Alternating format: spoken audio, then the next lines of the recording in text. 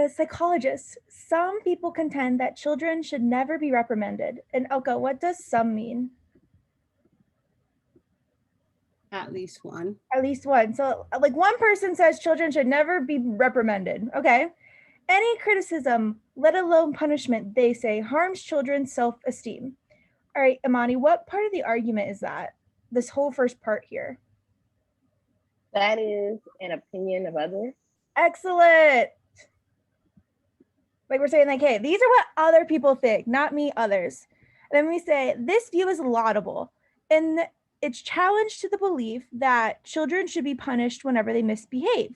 Yet, it gives a dangerous answer to the question of how often punishment should be inflicted. All right, Sabrina, so what does that mean, that sentence? Oh, you're on mute. I took that as the conclusion. Like okay, yes, but what does it mean? They're basically saying this view, I don't know what laudable means, but I took it as like laughable, like it doesn't make sense, but they're saying at the same time this view gives a dangerous question, like how often is punishment to be inflicted? Like they shouldn't, like he's not saying no to punishment, but more so how often should punishment happen. Am I making sense? Okay, so that's probably where you went wrong. So laudable means like praiseworthy. Oh. So this view is laudable. So like this view is like admirable or worthy or deserving. So like this view is good, and it's challenged to the belief that children should be punished whenever they misbehave. So maybe this person thinks like they shouldn't just be punished whenever they like just like every time the children do something wrong. I'm guessing this person is saying that they shouldn't. It's not that they should just be punished for everything. Yet it gives a dangerous answer to the question of how often punishment should be inflicted. So he's saying like it's good that you shouldn't just punish kids whenever, but it's dangerous to think about like to the question of how often they should be punished. And it goes on to say, when parents never reprimand their children, they are in fact, oh, sorry. I didn't explain that very well.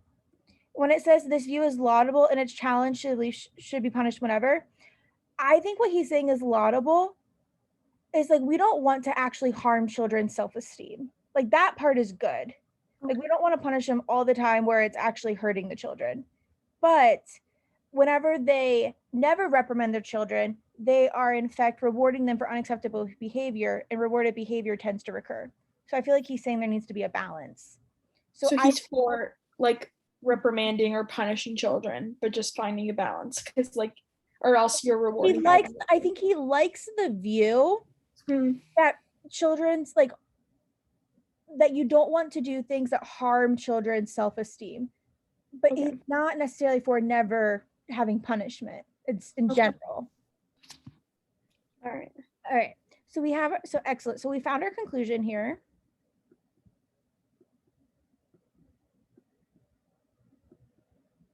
The view that children should never be reprimanded functions in the psychologist's argument as a statement of position that the psychologist's argument, oh, this one's kind of tricky to do our prediction, but we'll look at it.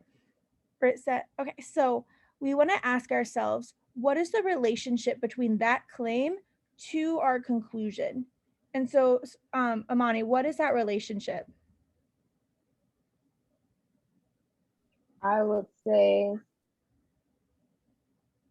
not support in a sense. It's like halfway of support, but well, no, okay, but you said it was an opinion of others. Yes. So it said like he's going against their claim. I feel like I would say like it's the thing that our conclusion is like giving an opinion on, almost, right? Like the fact that some people contend that should never be reprimanded, that's what we're commenting on. So it's not really support or a conclusion, right? It's like, do you see that? Not really, no. Okay, so like some people contend that children should never be reprimanded. That doesn't actually support our conclusion, right? Like it's just an opinion of others. But what those people are saying is what our conclusion is like almost commenting on. Okay. Right? Is it because he's saying, because some people are saying never, and he's saying it's not never, but it's at least sometimes, or not? Our conclusion could say that I agree, I disagree, or what he is saying. Either any way, what direction his conclusion went, the role of that sentence is still just what we are even commenting on, like what the conclusion is even talking about. Okay. Could you Well, I would could you, say it's neutral. could you say that he's using it to introduce his opinion on the subject? Yeah, that would work too. Like it's kind of like the background. There you go. Like background, like what these other Okay. people think that we are going to then say, do we disagree, agree, or whatever? Yeah. Okay. So why do we use that? So go ahead and put your answer in the chat.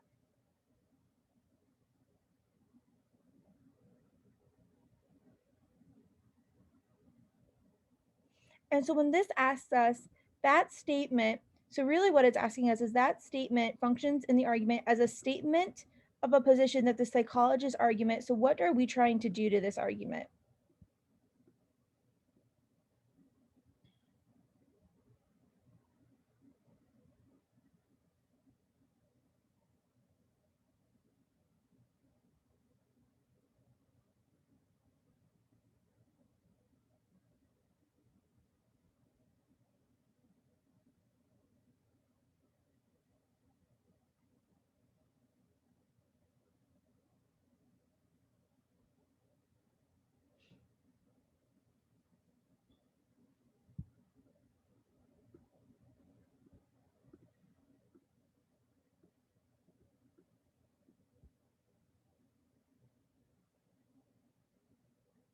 And so remember that this one is a top-down question, so every word of our answer has to be accurate.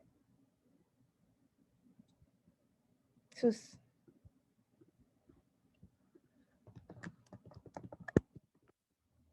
put your answer in the chat. Oh, here we say, okay, so what is our argument designed to stay about this first sentence? So we kind of talked about this. This isn't what the original question I asked, but it's saying like, what are we trying to do to that first sentence that we're commenting on? And first, do we agree or disagree with it? Isn't it disagree? What do you think, Amani? I'm a little confused. Can you repeat that again? What do we think about what does the psychologist think about the fact that some people say that children should never be reprimanded? Does this person agree, disagree, or something else to that argument? The word laudable, you said, means praise. So in a sense, they agree. In a sense, they agree, but then it goes on to say, yeah, it's given a dangerous answer to the question of how often punishment should be inflicted. And then it goes on to say, a reward this parents that never reprimand their children, they are in effect rewarding them for unacceptable behavior. So let's go through these answer choices. So Elka, for A, why is A wrong? She picked this one first. Many people missed this question, Elka, so don't be embarrassed at all. Everybody, I think, missed it the first time, actually. Okay, so I think my first thought was just I'm like, okay, children should never be reprimanded. Like, I didn't use everything as you said to use everything. I just used that sentence. And I'm like, well, they don't believe. And I went back to when parents never reprimand their children. So I just used those two. I didn't use the conclusion at all. So I'm like, oh, that's dangerous. Yeah, we always have to use the conclusion. We don't discredit that claim entirely. It's too strong. okay. Kind of what Amani said, because like we use the word laudable. Is that what you picked the first time, Sabrina? I think I picked C. Okay. So B says is designed to establish is true. We definitely don't think that it's true, that they never should be reprimanded. So none of us picked that. So that's good. So let's skip this one. And let's go down to E. Okay, Sabrina, why is this one wrong? Like I don't know. Like okay, I was like, I think I picked C last time, so I knew C wasn't right. And then my issue with D was. Wait, don't say it. Don't say it. Don't say it. So, but why is E wrong? I mean, we don't know necessarily that it's less reasonable than any other What view. other view is given? Yeah. Is there any other view mentioned? No, but I understand what Elka was saying too. Like, to me, the premise after the conclusion doesn't necessarily follow with the conclusion. Like, to me, the premise is more so like, yeah, like they need to be reprimanded because yes. Oh, look at it. Okay. Yes, you're right. And that's why the answer is going to be D. But let's look at C for a second. I left C open the first time I did it, and then I got to D. And then, so essentially I crossed off A, crossed off B, I skipped C, I liked D, and then I crossed off E. So I had to go back to C and D. And I asked myself, which one is more true of what is happening here? And so, is the purpose of this argument to say that those other people are well-intentioned? No. I think that this person probably thinks that, but we're saying they're well-intentioned, but it's dangerous. And that's where D is going to be our correct answer, because it claims has a serious flaw, though it's not without value. So the value is, yeah, like we think that it's laudable. Like we think that we don't want to hurt children's self-esteem, but the serious flaw, I think dangerous is strong, Sabrina. You think so?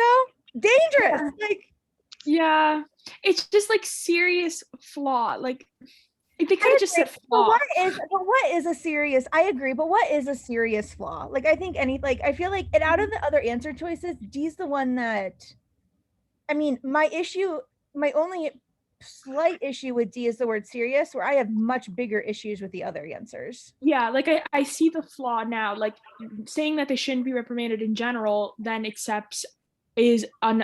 then rewards them for unacceptable behavior. It's like finding a balance, but not over punishing them to hurt their self-esteem. Yes. So it's I see the flaw more, but yeah, serious just threw me for a loop. I'm just laughing with you, not at you.